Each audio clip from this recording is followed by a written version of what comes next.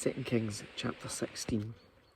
Ahaz, son of Jotham, began to rule over Judah in the 17th year of King Pekah's reign in Israel. Ahaz was 20 years old when he became king, and he reigned in Jerusalem 16 years.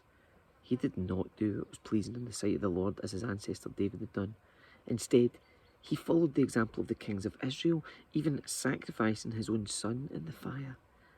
In this way, he followed the detestable practices of the pagan nations the Lord had driven from the land ahead of the Israelites. He offered sacrifices and burnt incense at the pagan shrines and on the hills and under every green tree. Then King Rezin of Aram and King Pekah of Israel came up to attack Jerusalem. They besieged Ahaz but could not conquer him. At that time the king of Edom recovered the towns of Elath for Edom. He drove out the people of Judah and sent Edomites to live there, as they do to this very day. King Ahaz sent messengers to King Tilgath-Pileser of Assyria with this message: I am your servant and your vassal. Come up and rescue me from the attacking armies of Aram and Israel. Then Ahaz took the silver and gold from the temple of the Lord and the palace treasury and sent it as a payment to the Assyrian king.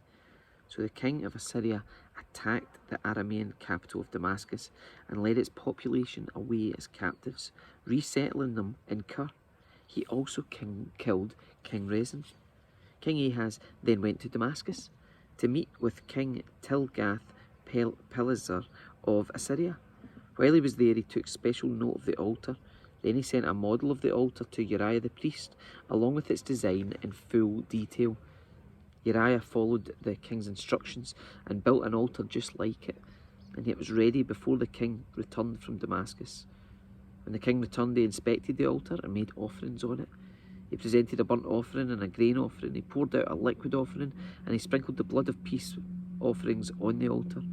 Then King Ahaz removed the old bronze altar from its place in front of the Lord's temple, between the entrance and the new altar, and placed it on the north side of the new altar.